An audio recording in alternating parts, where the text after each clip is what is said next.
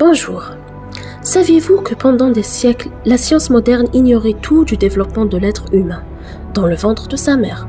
Et pourtant, le noble Coran a résumé les détails les plus infimes de l'embryologie moderne il y a plus de 14 siècles, dans un texte authentique, précisément dans la sourate Al-Mu'minun, verset 14.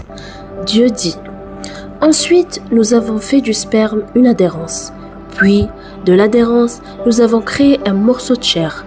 Puis, de ce morceau de chair, nous avons créé des os. Puis, nous avons revêtu les os de chair. Ensuite, nous l'avons transformé en une autre création. Gloire à Allah, le meilleur des créateurs. Méditez avec moi sur la précision de cet ordre scientifique miraculeux.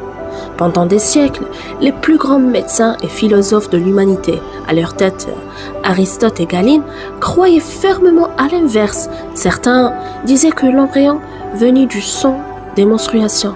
D'autres pensaient que la chair et les muscles se formaient d'abord, puis que les os poussaient à l'intérieur. Cette illusion a dominé la pensée médicale jusqu'au milieu du XXe siècle. Mais le grand choc scientifique est venu avec le progrès de l'embryologie moderne et l'apparition du microscope électronique.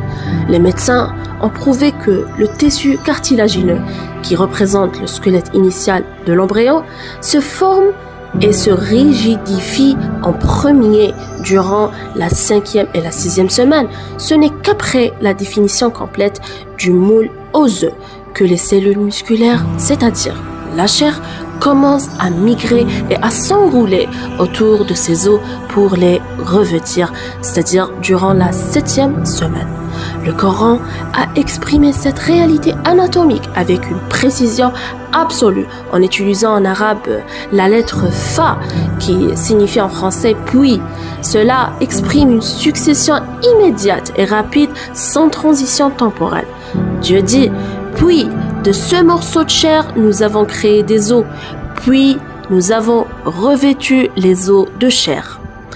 Cette avance médicale stupéfiante est ce qui a merveillé le professeur de renommée mondiale Keith Moore, l'un des plus célèbres anatomistes et embryologistes au monde entier, et l'auteur du célèbre livre académique The Developing Human.